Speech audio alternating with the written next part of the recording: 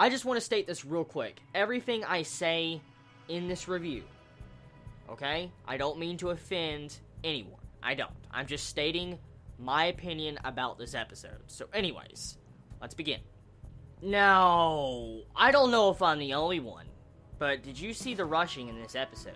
Seriously, anime-only watchers, did you see the rushing in this episode? I'm just very curious. Please let me know in the comments on that, because there were so many events going on in this episode, one after another. You had, like, Almond fighting right at the beginning. It cuts into the end, like, the opening song, and then you go over to, the CCG talking, and then it goes over to Kaneki getting tortured, and then it goes to Ayato fighting on the rooftop. Different things going on. There's just so many different events in this episode going on.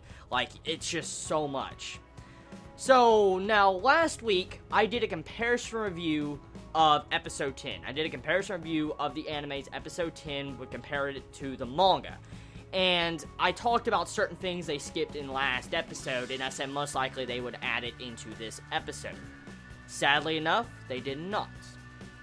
Pretty much what they skipped I wanted to see was the Kagane explanation. For instance, there's different type of Kaganes, and they're on the different parts of the back of a ghoul. And depending on where they're placed, they're stronger against other Kaganes. And it's like a rock, paper, scissors type style. And they completely cut that out from this episode and last episode, and they're not going to go back to it, because next episode is the final episode of Tokyo Ghoul.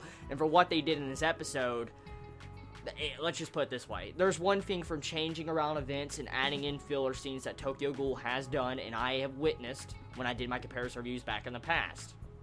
I have talked about it, and I said that, you know, they've just put this event, like, maybe in episode 4, even though it's supposed to be in episode 2, or how they switched around the arcs, like the Dove arc and the Gourmet arc, how they switched those around. Well, what they did in this episode, they didn't switch things around. They literally changed things. Like, literally changed things, and they cut things out. Like, the way I see it from this episode, I'm going to be honest here, it's going to be an anime original. It's going to be an anime original ending. It will be. Or it's just going to leave on an awful cliffhanger that's going to bitch slap us all. Let me explain why, okay? Hear me out before you start getting angry. Kaneki. The torture scene in this episode. How long do you think that was? As an anime-only watcher, how long do you think Kaneki was tortured? Probably a day or two. Most likely at the maximum 2 days. He was tortured for 10 days. The majority of his torture in this episode was cut out. It was completely cut out. Okay? The inner monologues with Kaneki, his development was cut out. I recently did a white-haired Kaneki first impressions like 2 days ago. So if you want to see that, you can look at that, and you'll see my first impressions of white-haired Kaneki, and I talk about what I loved about the scenes. But they cut out majority of the torture. Like, it was just completely cut out. Like, the centipede scene, I have to give hands to Studio Parrot. They did a good job with the centipede. I like the way the centipede looked. I love the animation. It looked really fucking creepy. But I bet you don't know where that centipede was going, did you? I bet you thought it was just going to bite Kaneki. No. That centipede was entering into Kaneki's ear. It was going to enter his ear, Jason was going to shove it into his ear, and have it wiggle around inside his head. That's exactly what he was going to do to torture Kaneki. But you couldn't tell. Another thing. Kaneki's hair, okay? Changing into white at the end of this episode, it signifies that they are skipping his torture. Like, majority of the torture and the realization of his past. For instance, he's supposed to have Rize talking into his mind, and Kaneki was supposed to have a realization that he's weak, he's always on the side getting hurt, and he would have to go to the side to where, you know, he could protect others, pretty much. And with what they did in this episode, they just cut out all the inner monologues that Kaneki was supposed to do, the development as a character, and his full circle he was supposed to do as a character. For instance, you would see this character go from, like, a weak-minded, feeble little wussy to this cruel person, or with white hair, pretty much. You would see his realization. They like I said, they cut it out. It was just completely cut out. And then the Banjo scene, when you saw Banjo helping Kaneki in this episode, that was filler. That was straight out filler, because Banjo was not supposed to be there at all. The big thing that happened in the scene that they changed around, I'm going to let you know right now, is that the Ben brothers stopped Kaneki and Banjo and his subordinates from escaping from Ogiri Tree. You had Kaneki with his black hair, regular black hair, Banjo and everybody was just escaping, okay? This is before the 10-day torture, as I just talked about earlier. Pretty much they were escaping, Banjo and everybody got captured, and then you had, you know, Kaneki get taken to the torture room. That's exactly what happened. They skipped out, and so the way they made it, it doesn't look like they skipped nothing at first, but they definitely did, because Banjo was not supposed to find out about Rize being dead right there, and Banjo was not supposed to be there at all to see Kaneki getting tortured. He didn't even know what was happening to Kaneki after this little segment. He didn't. And so, that's what makes me believe they're setting up for an anime original ending. I'm not going to say that this episode, from an anime standpoint, the episode isn't that bad, okay? But if you're a big, massive fan, I could see why certain manga readers would be very pissed off. Very, very pissed off, because the build-up for the white-haired Kaneki has just been butchered. It has. It really has, because they can't fix what they did. It's not possible. They cut out the Kagane explanations. They cut out Suzuya's build-up as a character. They've destroyed the inner monologues of Kaneki when he was remembering the past with his aunt.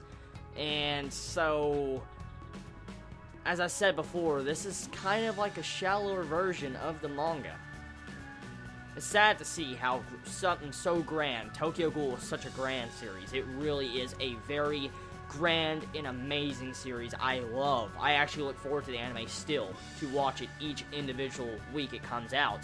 But to see how Studio Parrot is literally just slitting the throat of this series and just slowly cutting deeper and deeper, it saddens me. It really does, because I haven't been with the manga for a long time. I haven't. So there's probably manga readers that's watching this video that's been with this series maybe for months or even a year or two. I don't know how long this manga's been out. There can be probably some of you watching this video that have been reading this manga since it first came out, and I feel very sorry for those manga readers, because all their hopes and dreams of an anime adaptation just got crushed. And of course, there's going to be a few people probably going to be stating, I know I'll see a couple comments, stating that, like, you should never expect an anime to be faithful to the manga. Fine. But I don't like it when an anime, I've said it in multiple different anime, not just Tokyo Ghoul, I don't like it when an anime is literally made just to advertise the manga. I don't like that. That is a dick move, and that is bullshit. I hate that so fucking much, and Studio Parrot is known for this. They are known for doing shit like this, changing things around, and completely making an anime original ending to a great series. Tokyo Ghoul deserves so much better. It deserves so much better. It deserved 24 episodes or 25 episodes alone. The gourmet arc and the entire bit with the dub arc in the beginning segments of this series, it possibly could have already been like 18 episodes. They could have made it 18 episodes easily. But no, they've cut down conversations, inner monologues, different scenes, just to get to the white-haired Kaneki. That's exactly what they want to do. But here's the sad thing. White-haired Kaneki coming in, okay, at the ending of this episode. At the end, you see his hair change to white. And that means they're going to show it. Next episode is the final episode. There's so much they have to cover when he transforms into white-haired Kaneki. There is a lot. Here's the endings I see happening. Either Kaneki's going to transform into white-haired, okay, and he's going to do a couple things I'm not going to spoil for anime-only watchers, but he's going to do a couple of crazy badass things, and then it's going to cut out in the middle of it, or he's going to transform, and then they're going to end it there, or it's just going to be an anime original ending. And that's the only thing I can see, because they have too much set up at the end of this episode for a proper conclusion for a season 2. Like, the way it's going, it can't possibly have a season 2. So sad. I'm so sad I'm having to do this for Tokyo Ghoul. I really, really am. I really, really am sad that something I really love and enjoy like this, such a dark and great series, just is getting rushed by Studio Parrot. Anime companies nowadays are just, they're greedy, they want that fucking money, and they want to rush things to advertise the manga for they can get, some type of, money from it too, because they advertised it. I recommend Chibits are still watching anime-only Chibits to read the manga from Chapter 0. The next episode is going to be completely ruined.